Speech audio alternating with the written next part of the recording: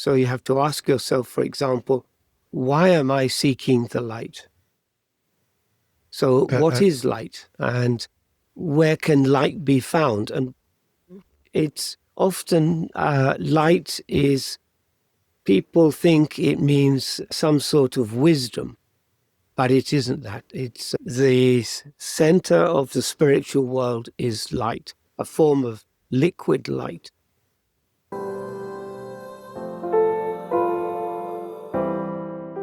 Hello and welcome to Holistic Circle Podcast Spiritual Conversation. My name is Philipp Kobald.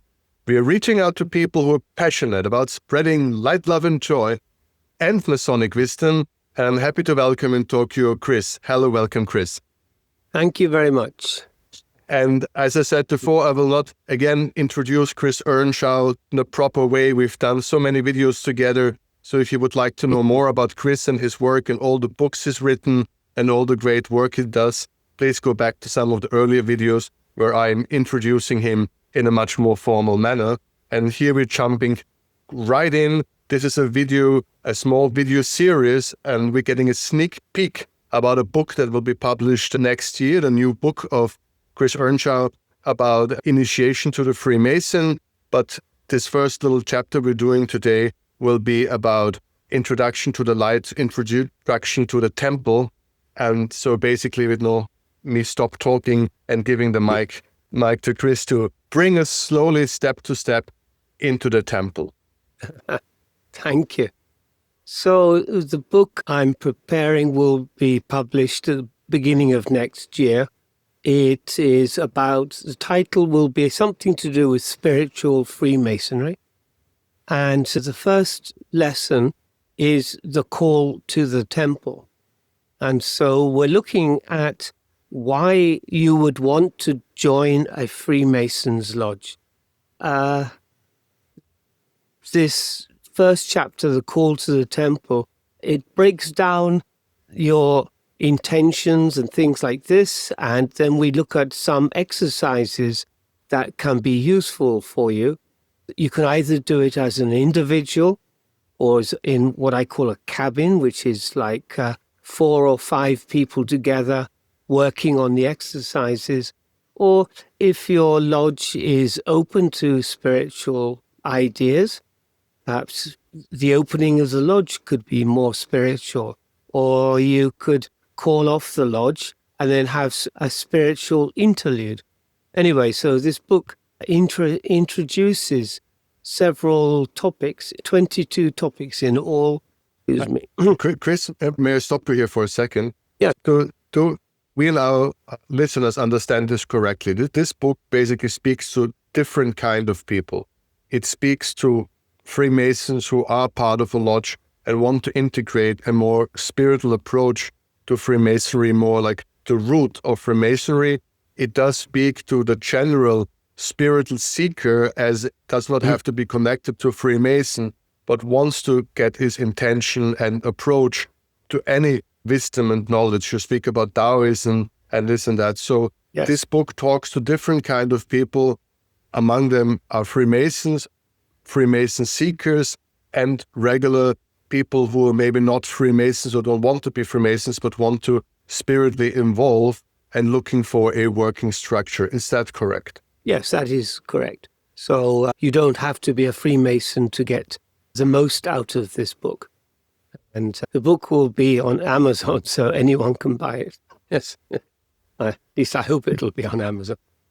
So this is the beginning of your spiritual journey. So you're coming in from a situation where you are perhaps just working.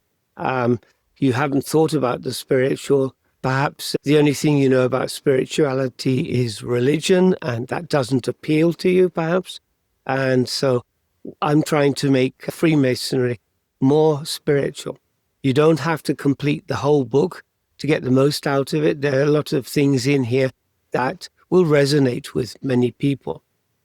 But to spiritual journey, the first thing is to you have to have a place for your spiritual. So if you are at home, you may want to make a small altar and use that for your exercises. So this is an idea where this is part of your house that you have decided to separate from the noise or goings on in the rest of the house. It can be a room if you have that luxury, or it can just be a shelf on a bookshelf. And on that, you can focus your intentions. You can have a single candle or a mirror or anything that you feel is part of your spiritual journey. So when we talk about entering the lodge, for an individual who's not a Mason, that could be just setting up your altar. So the most important is the spiritual principle. It's a sincere desire for transformation. And it's this desire that helps to open the inner gate, which is part of your psyche. This wish to, this kind of recognition of an inner longing for truth is a spiritual calling. And we will reflect upon this throughout the course. It also, yes. So we're talking about that feeling that many of us have, that we are looking for a beyond, a above, something undefinable. You call it, I think, the light many times. That's what you will be introducing. So this is basically you describing that state of mind that a seeker has before it all begins, that there is something, he don't know what it is, but he's looking for it and he keeps be calling back to it. It just seems to have a need for the answer. Is that what you're talking about? Yes, that's correct. Yes. So this is a longing for something which is greater than the individual. And before you become a Mason, or if you want to do it individually, we will refer to you as the seeker, somebody who is seeking something. And you also have to understand what the inner temple is, because the inner temple, which is part of your psyche, this is the true site of initiation, not a room in a temple or a lodge.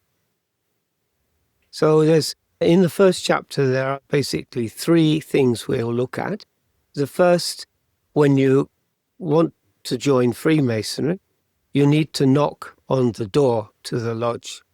And this seems like an obvious thing to do, but it's actually part of the ritual. It's in the Bible, says the same, that if you knock and the door is opened unto you, seek and you can enter. And this is the same in Freemasonry. It's important that the seeker, student, must approach with a degree of humility, because it's the inner state, the inner connection that we are preparing from. And the seeker is not worthy because of any merit they may have, but by their sincerity and readiness for the trip, yes, for the experience. At the beginning, there is a period of silence. And you normally, in Freemasonry, it starts in darkness and silence. And you have to understand you shouldn't be nervous of what this is. This is totally natural. It's like moving into another room in your house where the lights are not on. It's dark, but you're not particularly concerned because it's part of your house. And so this initiation, darkness, it becomes something very natural for you. And then finally, your intention. You have to think about your intention. Any spiritual progress can occur. So you have to ask yourself, for example, why am I seeking the light? So what is light, and where can light be found? And it's often light is, people think it means some sort of wisdom, but it isn't that. It's the center of the spiritual world is light, a form of liquid light. Anyway, we'll talk about that going through the course. There's other things we'll look at. Maybe I will stop you here for Yeah, a sure. second. And Yeah. if it's okay by you, Yes. I always like to listen to you, but it's supposed to be a podcast, so we have to put in. I think there are a couple of interesting things that you already said. Most probably this is like why you write a whole book on this and these elements, because there's so much to be said about. First of all, the right intention. I think that's an amazing reflection of your longing. And I believe there are already so many layers that one could peel back, just trying to get this state of mind right, to self-reflect why one and all wants it. And most probably there is a worldly cause that we know. That's exactly why you always talk about spiritual Freemasonry. And maybe for people listening to us now who maybe been seeking to a lodge before or have connections and not sure about it, or watched all kind of popular videos, we are all aware that there is a maybe reality about wanting to join because of power, about business, about connections, and all of, or having family that brings you in. So there's a whole real world element, but you always specifically talk about the spiritual Freemasonry to make this distinction of a real, honest, pure cause. And there's both existing in this world at the same time. So just maybe to acknowledge this to some of the people watching, thinking that we are naive. Yes. So normally these sort of lessons are taught in the lodge, but nowadays not many people recognize what the lesson is all about. So there's nobody to teach you the spiritual aspect of Freemasonry, and they see it as a play. For me, it's much more than that. If the three things that we mentioned was approaching the gate, then the silence, and finally the purifying the intention. So this book has many guided meditations for you, and they're all different levels. And if you do the first one, the second one follows. So it takes probably 10 minutes, something to do. And the first meditation is to find the stillness in you, inside you. So you need a quiet space, and you need to close your eyes, and you'll be guided by your breath. So you inhale slowly, and there are many ways for this induction into meditation, but the one I like is a triangular one. You breathe in through the nose, count 4, exhale, count 4, and then hold your breath for a count of 4, and then inhale. So it's a triangle. And then count 4. And then with each breath, you say to yourself, I return to the stillness. And that's all you need. And wonderful. This is a great exercise that everyone can profit from. And yes. Thank you so much for sharing this. No, so this is just the beginning. So it's where we start in Freemasonry. We start in the darkness and quiet, and then you are also like recreating the situation. And would you go that far that if you start a spiritual journey with the wrong intention, right?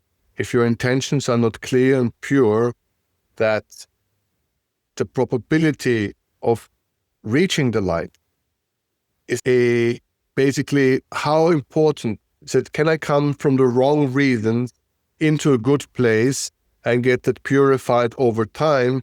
Or would you say no? If your first step into this is from the wrong reasons, the likelihood of reaching the light is clearly diminished. Difficult. What would be your take on that? Yes, it'll be very difficult because a spiritual exercise is supported by the spiritual world.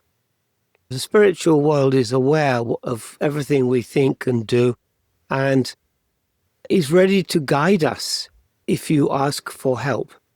And we were talking earlier about manifestation. I've had some very interesting and successful manifestations recently. And to me, it was only possible because the spiritual world is supporting me in some way. If you don't mind, I would like to keep this one more time in repetition for the people who are watching and sincerely are seekers, no matter if they're Freemason or general seekers. Taking a bit more time in this first step, this preparation for starting the journey, because it's always like you're throwing a ball, and you can throw a ball in this direction and it will flow in this direction, or you can throw a ball in this direction. It's very hard to change the direction of a ball once it is in air.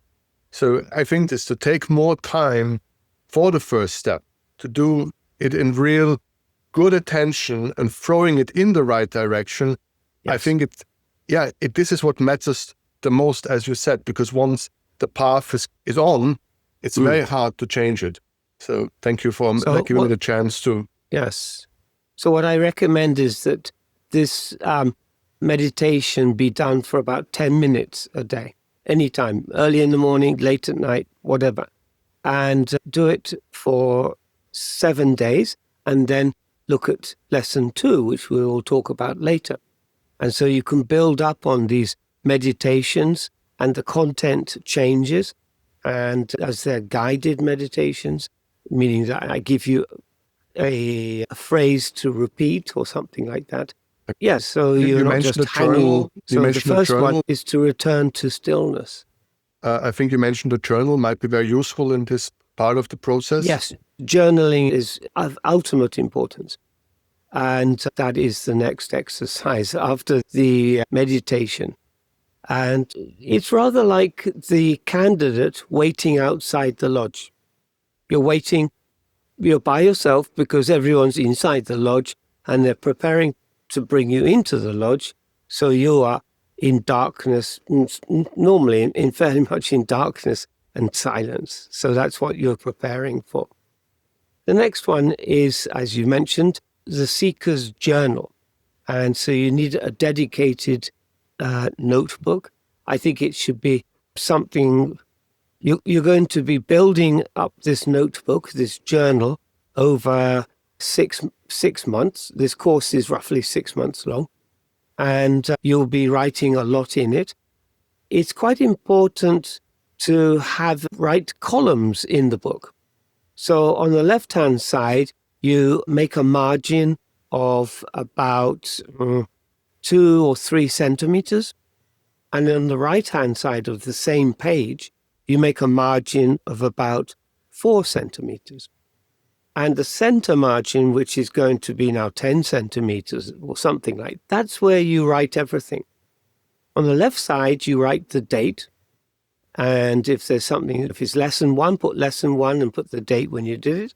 And the right side of the margin is when you come and look back on the book and you find some ideas or something that's important to you, you can make notes on the right-hand side of the book, of the page. So that's a good way of making a journal. And after so for example, when you're doing a meditation, some ideas may come up to you. You may hear people talking to you. You may see a vision of something. You need to put this in your journal. And every so often, draw a line at the end of your comments, and then that will be the next lesson.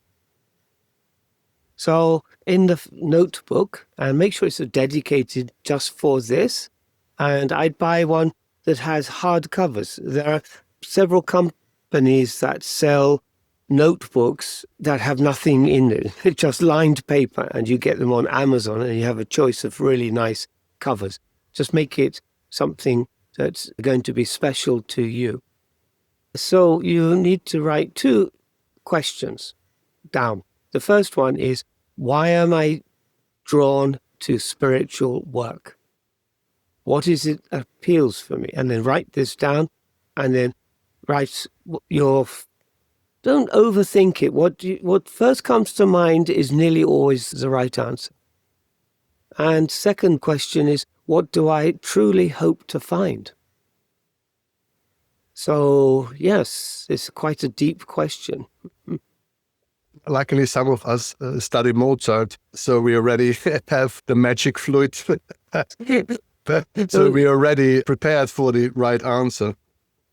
Yes, so as you go through the course, like you're on lesson 12, you may want to go back to lesson 1 to revisit what you wrote to see how your inner growth has developed over time.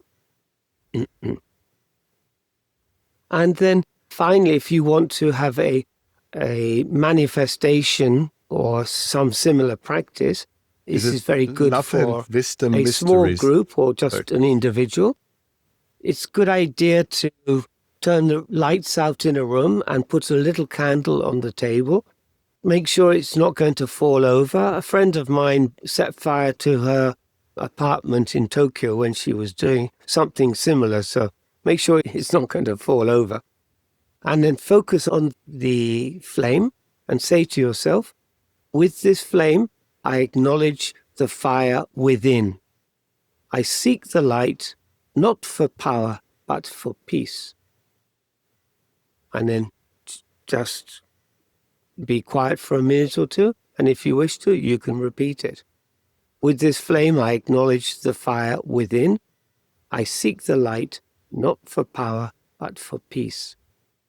And then you blow out the candle, and that is the end of your first 3 exercises for week 1. This is wish for all humanity here. And there were a time where some people actually did that for real. Yes. That's the problem that we're living in, that people have forgotten this a very basic understanding that great power needs great humility. Yes. And my closing thought in the chapter is that the journey does not begin when we step forward. It begins when we become still enough to hear the call, quiet enough inside. So you're not distracted by other things and what's going on. Yes. It just shows to me how unbelievably important your work is. The more I'm getting involved with the things you write and the things you do, I just more and more wish that this needs to spread throughout the world again. We need a new age of enlightenment, and maybe it's off topic, but I think things like artificial intelligence and so many other things will force us into either stepping up as humanity into a new era of light, as counterweight. We just need to evolve dramatically, or we'll be drowning and there will be a price to pay. Yes, I think we're getting so separated from the spiritual. It's for me, it's very sad. Yes, because the spiritual is there, waiting to help us. Yes, and we can't hear it. We're not aware. Most people are not aware of it, and they're not aware how the spiritual will support your life and what you want to do with your life. But you said it's so beautiful, and now the spiritual is there to help us. We should repeat this every single day. If we're humble enough, if we just accept its voice and its information, it's there to guide us. We just lost this humanity, this humbleness. We just lost it again. It's that God knows how many times throughout human history we are praying to gold and God knows what instead of listening. Yes, I think our goals in life have got switched around. Previously, people wanted to be closer to God, which isn't a religious thing, but more a spiritual exercise. And now people just want more money. Yeah. And they think they can buy everything with more money. But you can't buy spiritual experience with money. This is exactly where we are. So your work needs to be pushed to the maximum. No, if it would spread, the Freemasons are a very large organization with lots of members and members in positions where they actually can make a change. If it would again be a new revival of spirituality within this organization, unbelievable good could be done throughout the world. I talk later in the course about healing people.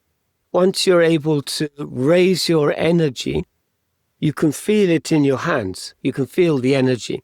And what you do is you stand in a triangle, everybody. Say you've got 6 brethren, you have 1 at the front, 2, and then 3. And each one puts their hand on the shoulder of the person in front.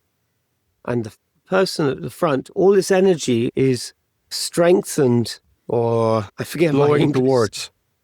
Yes, so it multiplied. You have one person with the energy, you can heal people with your hand.